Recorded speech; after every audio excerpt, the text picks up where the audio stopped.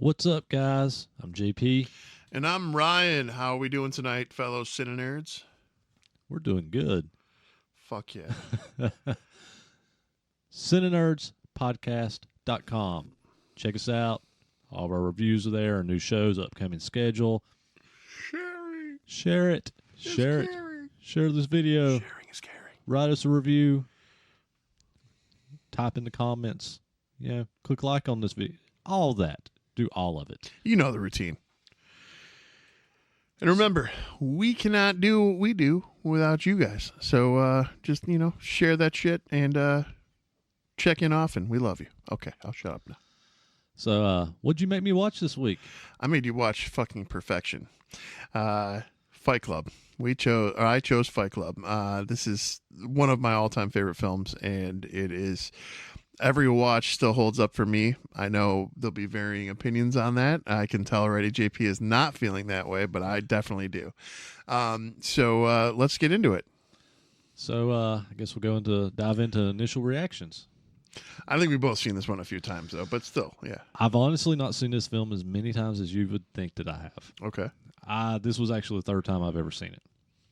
So I watched this film when it originally came out, and I don't say this often out loud, but I'll just go ahead and throw this out here. I'm a massive Brad Pitt fan. Massive Brad Pitt fan. Like, I love a lot of his films. Like, ever since the first time I saw him in the horror film Cutting Class, I really liked him. And then obviously from there, Cool World, Seven, which Seven is like, I fucking love Seven. Another Fincher film. I have actually seen Seven in the film more times than any other film in the theater. And then, everything he's done in between. I mean, there's a few in there that I don't care about, but for the most part, a lot of Brad Pitt films I love.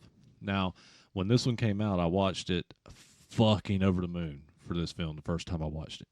Fucking loved this film. Watched it the second time. I enjoyed it, but for me, it did not hold up for a rewatch. Oh, it definitely did for me. It did not hold up too much for a rewatch for me. I was like, oh, I've already know the twist. It's not now, a surprise, for me now. So the first time you watched it, the twist got you though.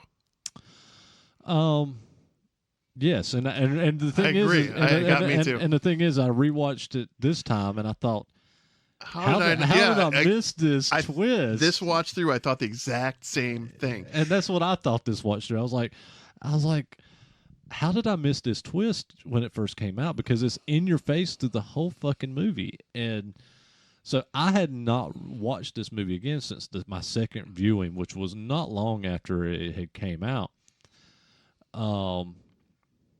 Which is crazy because, and I never talk about my ex-wife, but I do want to. This kind of plays into the odd thing why you didn't like another movie because of the ex-wife. I forgot what it was. No, but it had nothing to do with her. But the thing was, when we first started dating, she had a Fight Club poster on her wall, and she used to say it was like one of her favorite films ever made. Like, she fucking loved Fight Club, which was weird. Like, we were together for 11 years, and this is supposedly, and this is why I'm talking about this, supposedly her favorite film, or one of her favorite films, and it was never fucking played in our house in those 11 years. So, it was never a go-to for me. So she was watching it without you and getting happy. after we got divorced, it was never a go-to for me. So I haven't watched it, which I always thought it was odd that this was her favorite film, but she never watched it. I bet she paused it on the Brad Pitt fighting scene, and she just likes yeah. So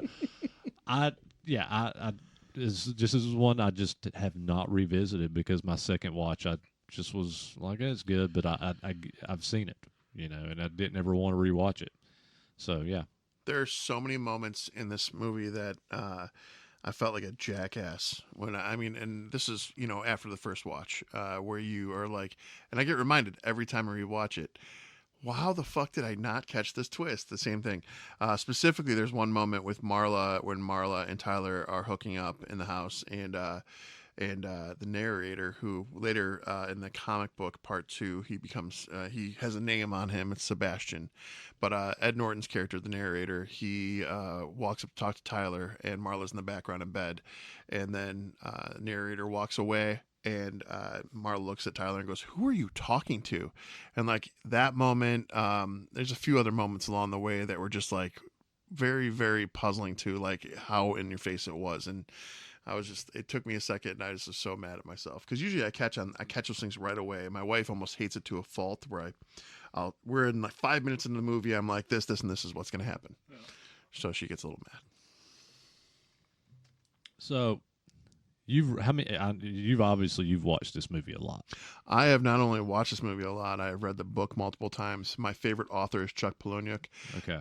By the way, I say Palahniuk, and everybody else in this world says it a million different ways. When I Googled how to say it, it said Palahniuk. But then I listened to the pronunciations, even though it's like phonetically put Palahniuk, it was just butchered every other which way. So I don't know what the correct way to say is. So Chuck Palahniuk. So you've read the book, you've seen the movie a lot. So this is my big question that I don't understand, and I'm just going to flat ask you right here. When did his personality split? Or when did he invent this? What caused his? He's having a psychological breakdown. Yeah, what caused his psychological break? When did it actually happen? I think in dealing with his job. I think the job was what put him there, because of the travel, because of the loneliness. I think the rinse and repeat, if you will, of the IKEA catalogs. I think all these things, when you have a foundationally boring life, essentially like he had, your mind starts to spiral a little bit. I think if you're too routine, you're too pattern, and you don't have a reason for that. And let's not leave out the insomnia. He's a huge insomnia person. I can identify with that wholeheartedly. But I think all these things were a shitstorm that came together for Tyler. So, and the reason I asked this, because this is one thing I noticed this watch. Again, this is only the third time I've ever watched this film. Oh, wow. Yeah, that's what I said. I watched it twice and never watched it again years ago. And never played. This is the third time I've ever seen this film. So watching it this time, when he's at the very beginning of the movie, when he's in the hospital saying, "Hey, I can't sleep," blah blah blah. I can't remember if he's looking at the doctor or who he's looking at, but he's getting ready to leave the doctor's office, and you see a flash of Tyler. Like for a second. Are you sure it's Tyler?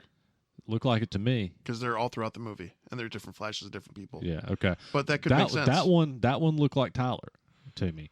I saw it, and it looked like Brad Pitt. It was a quick flash. And then at that point, he started going to the support groups. The support groups, and he started sleeping. So at that point, I'm like... But that was because he was crying.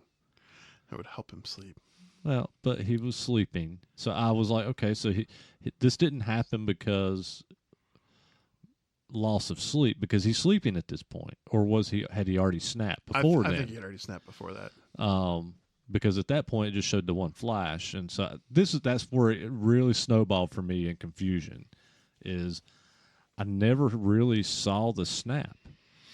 And then I got confused because he had this mundane life, always in the office, always copying these same papers, doing these same files.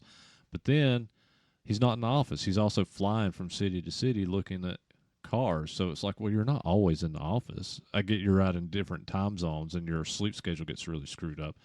So, but that's I feel like that also adheres to the single serving premise, where he's like single serving coffee, single serving friends, single serving this, because that adds more to the depth of the loneliness, I feel. And I think loneliness is a really intense thing. I think it can really fuck with people's heads. So to me, this kind of like I was a perfect storm that just kind of was boiling to the surface.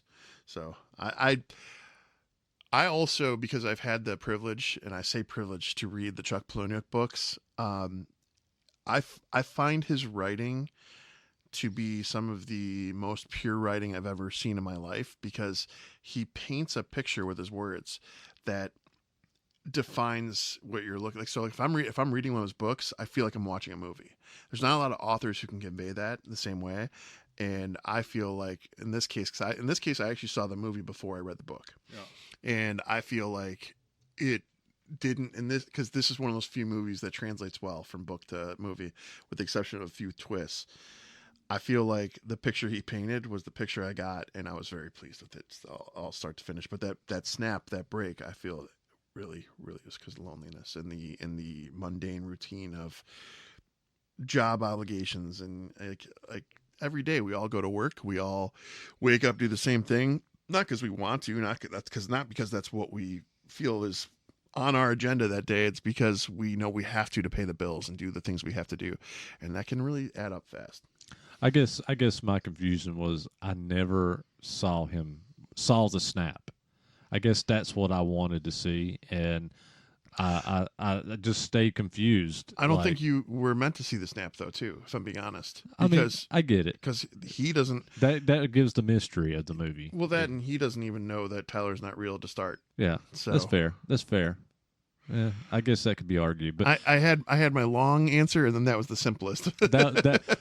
that actually clears it up better in my head, you saying that out loud, even though I know that's how I should feel. Yeah. I get that. And I did read that, and what's the guy who wrote the novel? Chuck Palahniuk. Thank you.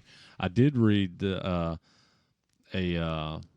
tidbit where he had said that he actually thought the film improved his book. Yeah, and I can absolutely speak to all that too if when we get there. Well, okay. I've got definitely, because there are subtle differences with the characters in the book versus the characters in the movie, but I do agree that the movie actually did justice to the characters and the way they presented it. Okay, cool. Yeah, no. So essentially, we've kind of painted the picture and talked about Edward Norton's character, the narrator. And I if I say Sebastian, narrator, Ed Norton, all the same person. And I only found out about Sebastian recently because I have not read the comics for Fight Club 2, which is where they split this. They actually made a sequel, but in comic form. It's a 4-book run. And I have to get a hold of it now that I know about it, because I can't find it anywhere.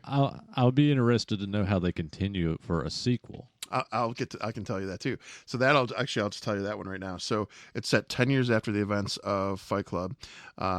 And in the book, because I think that I'm not positive on how it continues, but in the books, after the suicide attempt, because he kills off Tyler in the movie, in the books though, that version of Edward Norton's narrator Sebastian carries on, but he's in a psych ward. He wakes up and he thinks he's in heaven. In the end of the book, this is how it goes. He thinks he's in heaven because he sees all the white, but he's in an insane place. Now, fast forward to the books, I guess it takes place 10 years afterwards. He's still with Marla. He's dealing with the routine of everyday life, again, as I said before. And Tyler is kind of the narrator in this instance, where he's inside and he's just seeing everything through the narrator's eyes this time. And then he boils back to the surface and comes back out, and the story ensues. That's interesting. Interesting. That could make for that could be definitely make for an interesting sequel, even to be done now. When I tell you about the differences of the book too, you're going to be like, "Oh, I kind of wanted that version better." In the book, Tyler Durden, the alter ego of the narrator, basically he becomes homicidal and he starts killing people, and to get to his agenda. And in the book, he wants to essentially take out the tallest building in the city, and when it goes down, he'll go with it, and he will become a godlike figure, remembered, and be a martyr to his followers. So I don't know if I like that better. I think I like the movie. I like them blowing up the buildings for credit cards and bank info. So that is where everything got really cool, because they wanted, so the part when you're not your khakis, that whole scene, you're not your khakis, you're not your possessions, that whole bit. when they do that part, I guess in the book originally, sorry, not I guess, I read, but a mechanic says these lines and says these things. When they got Tyler Durden or Brad Pitt to be the character, they wanted people to have the main character saying these things so that they could essentially give the audience something to identify with more, and also making his end goal to blow up the credit card companies to make society balanced out again, if you will. The goal was, by him not killing people, him trying to make sure the buildings were all empty, everyone was safe, credit card debt wiped. The audience now is like, this is amazing because I can identify with this. We all don't want debt. We all don't want anyone to die. Well, this is perfect. So they did those changes, and I think that it made that movie just. No, I think that works better, and I think it works better, especially with how it builds to that with the idea of, like, when they are is it the mayor or that they drag into the bathroom and they go in and he says, you know, we can get you anytime. You know, we haul off your trash. We clean your floors. We bring you your food. You know, I think that's a very powerful scene, and it's a very powerful moment with, if you actually had common people get on the same page and city to city, the way that Tyler does this with the Fight Club, with the idea of, you know, we are the powerful. We run this country, you know. We can take these people out anytime we want, you know. And I'm not trying to convey that out, you know, to be like, you know, this is what we need to be doing. But it's a very strong statement, you know, if these people organized like this, you know, there would be, people couldn't stop it. It couldn't be stopped. That's the thing. Like, I don't know what it's going to take for people to pull their heads out of their ass in current day society, but they're winning on a whole different level. And yes, sorry to go a little off script here, but they continue to find ways to divide us and keep us separate, and we just don't. And that's both sides. That's both sides. It is. But when I say they, I'm just saying, like, from the top, like, they want us divided. That's like, I talked a couple episodes ago about, I saw recently a AI computer running, and they had hundreds of phone screens on the computer at one time, and it was dictating what material on each cell phone was being given to those people as they're watching it, as you're scrolling. It's basically predicting your algorithm, so you see what they want, or you're seeing what they want you to see. Those things usually divide us further. I mean, we're between race, between wage differences, societal gaps with middle class, lower class, upper class, the whole bit. And if we were together, this wouldn't be the same. They'd be shaking in their fucking boots. You know, there's a shirt I wear a lot, and I wear it on tour a lot. Yeah, and still not getting political, because I'm not taking sides, and I'm not going to fight that argument with any of you guys, or anybody. Not the intent. Yeah, it's not the intent. But I do have a shirt I wear, and I stand by this shirt that I wear, and it says, "It's we the people, not we the government." And I think that is a strong idea. It is the truth, and because it is we the people. It's about us. It's about unity. It's not about, well. And that was the foundation of our country, was we the people, and that's gone to shit. Yeah, it's not about the people that are in office running this country and controlling us, you know. And I'm gonna circle this back around to Fight Club, because that's what that's how I feel. Both sides. I'm not saying left or right. I'm not trying to be political, because I don't want to be political on this show. But whether either side, I feel like that's what they think. It's like, you know, they think that this is their country, not our country. It's the people's country, and that's where I stand on this. So going back to this scene in Fight Club, where he's telling this mayor. By the way, in the book, he kills the mayor. I don't see. I like leaving the mayor alive. I think it's a bold statement to scare this mayor. We can get to you anytime, and that's Both worked, but the movie delivered better yeah, for sure. and that's kind of, to me, leaving that mayor alive. That's making that statement. This is we the people, you know, and that's the circle I'm coming back to is I really enjoyed that scene a lot. You know, I like the extent of what they went to in that scene because they literally rubber banded his balls and had a knife to his balls. So like it was like nothing little by any means. There's no part of anything that's little about this movie. That's what I love. And it's start to finish. Like you don't just, it's not just a subtle like here's this, here's that. You start off with seeing the narrator having a gun in his mouth and you're like, what the fuck's going on? And then it backs you up and it takes you from the beginning and the ground up and goes from there. But the way this movie just delivers every point, every message. Meatloaf's character Bob, that was one of the scenes after he comes in. And he's like, let's back this up. Let's start over. He goes, Bob had bitch tits, and he's literally crying in Meatloaf's chest, and it's just amazing just to start. And you see Meatloaf, this gentle giant with this. He's supposed to be post steroids. He was a bodybuilder, and the steroids have worn off. Everything's turned to fat. He's got boobs.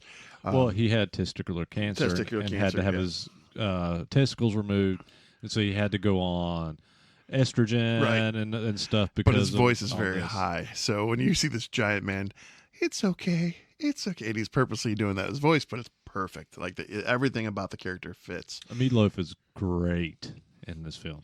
Meatloaf, and I got to give it to Jared Leto. I'm just not a. I'm not a Jared Leto fan, and honestly, I still feel like he's okay in it, but he's no Meatloaf. I'm just gonna give a quick Jared Leto story. Okay, first of all, when 30 Seconds plays, if you haven't seen one of their shows, he climbs and he puts a flag somewhere. Usually, this causes a lot of problems if you're working in a concert venue because the fans now want to go get said flag, and in some instances we're talking 100 feet up on a crow's nest that's a spotlight tower. It is not ideal, and he has upset me a couple times over. I know he's just doing his thing, but he had this girl that he could not get rid of at one of the shows, and he's walking around all backstage, and this asshole looks at me and he goes, hey, when I walk past you, ask her for her credentials and I'm going to keep walking. And I was like, get the fuck out of here. I'm like, you gotta be. So he literally walks past. I go, hey, well, excuse me. And I put my arm in front of her. She's like, wait, I'm with Jared. And she's like, Jared, he's not turning around, continues to completely walk away and ghost her. I'm like, I just need your pass and your credentials. And she didn't have it. I'm like, I'm sorry, you got to go. And if he's not turning around, I can't do anything. This is out of my realm. It just had to play like I was innocent, which I was. But that motherfucker put me on the spot. Anyways, so when he got his ass beat in the movie, I was like, okay, I feel a little better now. But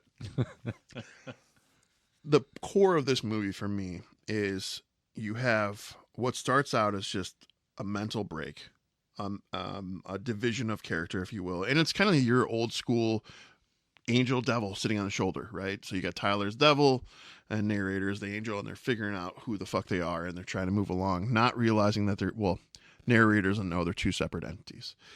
So as this progresses, though, it turns into much more. As JP was breaking down the mayor point, this becomes more of a not just a Fight Club anymore. It becomes something much larger. And I'm going to read this and I have to have this in here before we go any further with the political side of this. The first rule of Fight Club. First rule, I know you guys are just saying it in your head right now, too, as you're listening. First rule of Fight Club is we don't talk about Fight Club. The second rule of Fight Club is that you do not talk about Fight Club. The third rule of Fight Club, if someone yells stop, goes limp, taps out, the fight is over. Fourth rule, only 2 guys to a fight. Fifth rule, 1 fight at a time. Sixth rule, no shirts, no shoes. Seventh rule, fights will go on as long as they have to. And the 8th and final rule, if this is your first time at Fight Club, you have to fight. This builds into something that is phenomenal because the amount of people that don't have an outlet, the amount of people who just want to have a brutal, raw moment of letting out your frustration. I think you and I have talked about this. You had a moment, and I won't get in details, but you had a moment where you were frustrated with a certain scenario and you took it out on someone. Mm-hmm. I feel like Fight Club kind of embodied that, and that made this kind of cult-like following for Tyler and the narrator in this movie. And that cult-like following becomes the foundation of something bigger called Project Mayhem, which is what we've talked about with the credit card buildings and that going down. They named that project that, but it's being done in secret. And while it's being done in secret, all these people that all connect throughout the city that are all, you know, your waiters, your waitresses, your garbage men, all that have black eyes and these stitches and these welts and these things, it's all connected, and they know that they're the reason that society's going is because of them. And when this project comes into play and the events start unfolding in this movie, it's just surreal how it all comes together for me. So I just, the hope, or the, I don't want to say want, of no one getting hurt, society kind of getting reset financially, the imagination element of all of us having that light and darkness inside of our head and us fighting back and forth. I literally love this movie. I can't say enough about this. I can tell. No, this movie, it is a good movie. And am I going to sit as high on a rating for this movie as him? I don't think that's possible. But I do really enjoy this movie. This film is beautifully shot. Brad Pitt is great. Edward Norton is great. I personally, I feel this is Edward Norton's best performance he's ever done. What do you think's better? Death Smoochie. That is a good movie. I will give. That is a great movie. Death Smoochie. I that's probably my favorite Edward Norton film. I will say Primal Fear is up there too. Yeah, I know. I love this. This movie is easily, I would say this is top 5, no problem. No, I said top 10 earlier. It's top 5. It's definitely sitting in number 5 for sure. So the painful scene for me though in this, when they bring a body into the, his name was Robert Paulson. His name is Robert Paulson. His name was Robert Paulson. His name is Robert Paulson. Say is or was? Is. It's is. Yeah. They are doing Project Mayhem, and are doing the random acts of terror, I guess you could call it. And Meatloaf's character, Bob, gets shot. So they carry him into the house where they're all congregating and trying to implement their plans. You put him on the table, and Edward Norton he has like the full ski mask on. He takes the ski mask off, and the effects on this scene are fucking good. Like his whole top of his head is just gone. It's blown away. And Edward Norton's like, Bob's dead, freaking out, and I mean, the self attempt to unalive at the end of the movie too, where it goes out of the side of his jaw. That one's amazing. I was too. like, that's fucking, because he survives it, and he's sitting there, and I'm like, there's a fucking hole out of his chin, and it was so perfectly done. I was like, this is great. And then the smoke coming out of Brad Pitt's mouth. Yeah, I was like, yes, dude, it was so good. And I don't cheer that type of thing, obviously, normally, but for the context of this movie and for the story, it was so good. Go ahead. Sorry, I got. You're excited. You keep going. So, I just want to also pause and talk a little bit more about Chuck Palahniuk. So, I rave about him as an author. Obviously, there's one other Chuck Palahniuk movie that was made that is an amazing, amazing movie. If you like Fight Club, it's not all fighting and like macho whatever, but it is fucking amazing. It's called Choke. And Sam Rockwell, Angelica Houston are in it. Sam Rockwell's character is a attempting to be reformed sex addict. There's so many fucked up and amazingly beautiful parts in this book and movie as well. Check that out. And then one of my favorite books by him is called Haunted.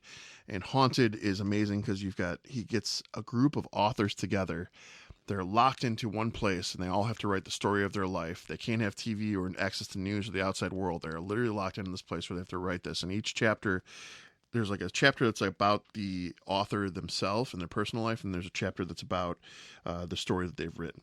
And there's one particular story that one of the authors writes, and the story is about a young boy who's coming of age. She's preteen, 13, 14, somewhere in there.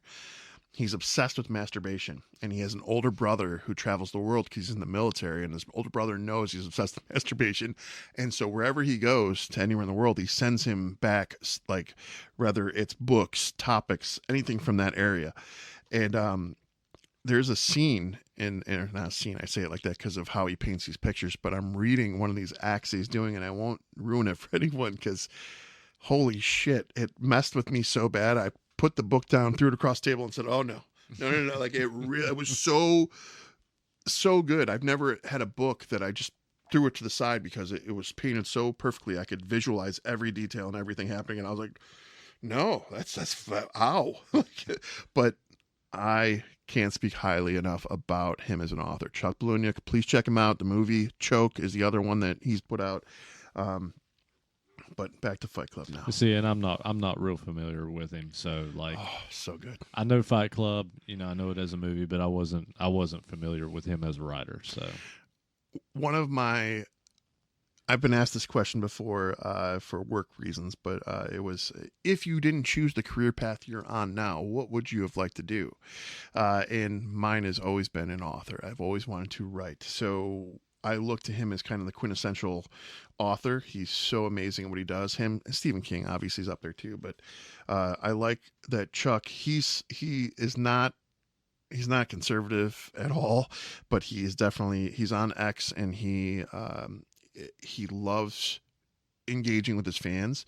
So he gives them writer templates and writer starting points, and then he asks them to write and finish it, and people all tweet their bits in there, and it's just kind of a cool outlet as a writer to see those things.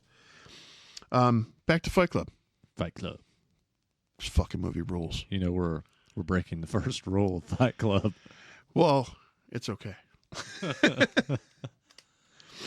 So yeah, this climax, we talked a little bit about it, but Edward Norton finally figures out, he flies to all these cities, and he's finding that fight clubs are all around every city he's been to. Or that he hasn't been to and are just spread. Yeah. And he finally gets to one guy who actually recognizes him as Tyler, and he starts putting things together, and then he actually talks to Tyler, and that's when it comes out that, like, we're the same person. That realization, that was insane.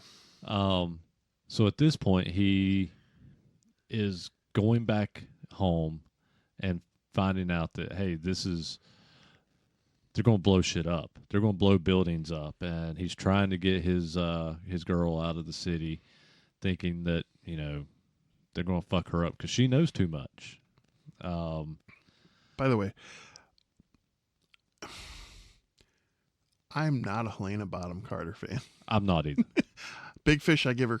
That's good because they're Big Fish, and in this movie, I give her. But I don't know. There's something that's so oddly not attractive about her.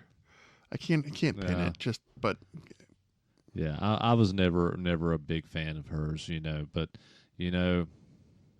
she did a lot of films with, obviously, Tim Burton. Too many. But I mean, they were partners for years. I don't know if they're still together now or not. I don't think they are.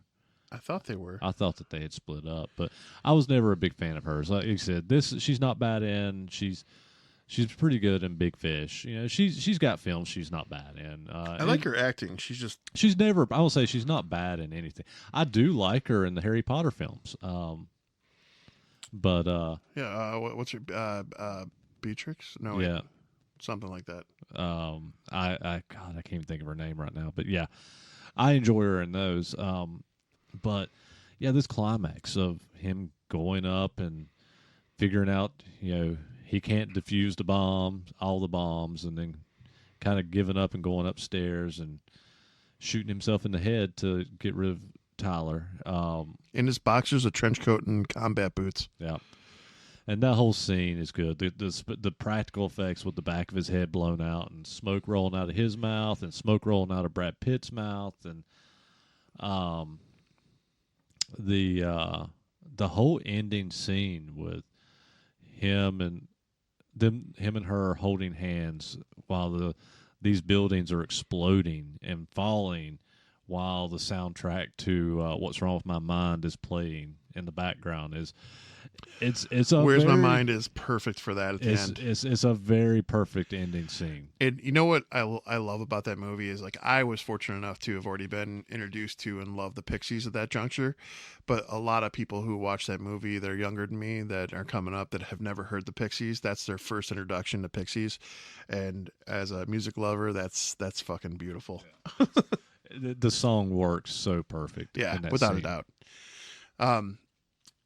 Marla is quite the pain in the ass too, by the way. Her attempted suicide scene is pretty comedic, and I say that because of how it all translates. Tyler goes to her place. There's so much more we left out, but that's fine. Yeah. All I know is that if you guys haven't seen Fight Club by now, you're out of your mind. Please go watch it for me. Well, there's a lot to unpack in this movie, and we've talked a lot, but we've talked more about the passion I have. Well, the passion you have, but also the mental health aspect of this film,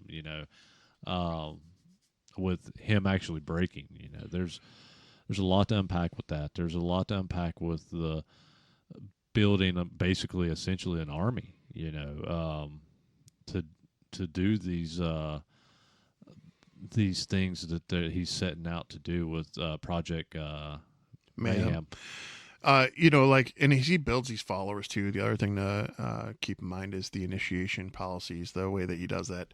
That was one of those clicking factors for the narrator, to understand that him and Tyler were the same. Was there's a burn scar. Tyler holds his hand down and pours acid on his hand, and he, all that narrator wants to do is he wants to make the pain stop, and Tyler makes him sit through it and hold through it, and until he calms down and he breathes and he's sitting there and the acid stopped bubbling in his hand and he's now got this scar. So later on, when that moment of realization happens, like that they realize they're the same person, it's because he looks over at the hand too and he sees the scar with him. There's a few things going on there, but then initiations also. Fight Club itself, as people were getting initiated, if they didn't have somewhere to live, they were like building an army out of this house, this rundown house. Mm-hmm. And I don't know if you know the song "Cute Without the E" from Taking Back Sunday? Yeah. So if you haven't ever seen that video, it's a complete spoof on Fight Club, all the way down to handing the bottle over to somebody who's not there and the bottle dropping on the ground.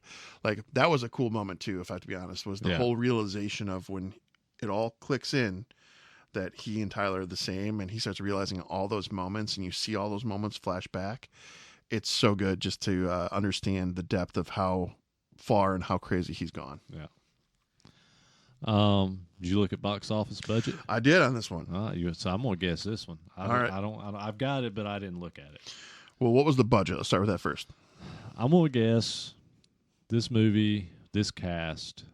I'm gonna imagine that it's a small budget for the cast. So I'm gonna guess $20 million. Oh, you're way low. Really? Yeah. 63 mil. Was the budget? Yep. Wow. U.S. and Canada was 37 million. Worldwide was 101 million. So it did. So you didn't even let me guess the.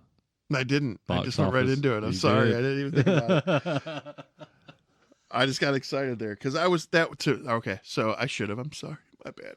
But no, just I do it for you. The sheer excitement of just knowing that movie succeeded on, as far as I'm concerned, is pretty fucking amazing. Not on U.S. and Canada's soil, but worldwide. Yeah, it's a good movie. So we'll get into our ratings. Again, I mean, you heard me say it throughout the episode. My initial watch on this, first time I watched it, this movie probably would have been, I don't know if it'd be a 5. I don't know if it'd be a 5. It would probably be a 4.6 or 7, maybe even an 8. It would be close because I fucking loved this film. My rewatch of this, the first rewatch, it nosedived for me. for me, rewatching this film the second time, I did not enjoy it the second time. Now let's fast forward. How many years later is this? 25 years later since this film came out, and this would be the third time I've watched it.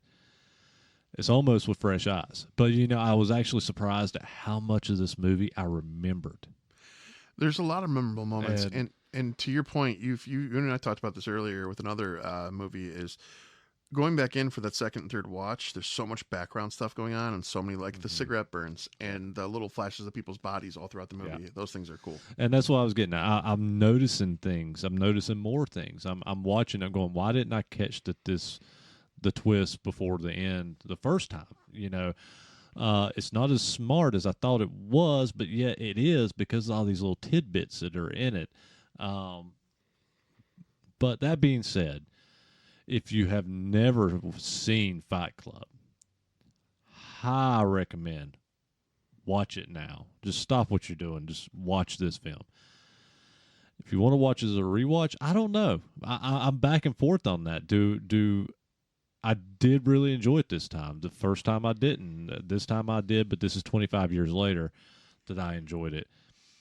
I think with this rewatch, it being such a long stretch, I'm not going to sit as high as what I initially felt when I first watched it. This time, I'm going to sit at about a 3.9. Fuck that noise. I knew he was going to go low. I didn't think he was going that low. God. 3.9 is not low. Yeah, it's not bad. I put this one up there. So, obviously, I love the author who wrote Fight Club. Chuck Palahniuk is amazing. I love what he does for every book that he writes and the way he invests into each character and paints that picture for you. That said, this movie, the way that it transposed from book to movie, was the adjustments that were made were with Chuck's knowledge and approval. And I think that Fincher did this movie justice wholeheartedly. From book to movie, and also start to finish, this was a great roller coaster. I never lost interest. I never felt like there was pacing issues. I never felt like I was bothered by having to watch it. Anytime I've watched it, mind you, I feel like every time I'm watching it, I do find new little fun things. I feel like society right now, with our economy and the state that it's in, there's still a lot of relevant things with this movie, specifically how broke we all are and how taking down everyone's debt through, if that could ever happen, would be a thing. I would be all here for it. I'm sure a lot of you would too. But that said, though, all these factors, all the cast, the movie as a whole, this one is, I think this is either the second or third time I've done this, but this is a full fucking 5 nerds. This is a perfect film, start to finish, in my opinion. I love everything about this movie.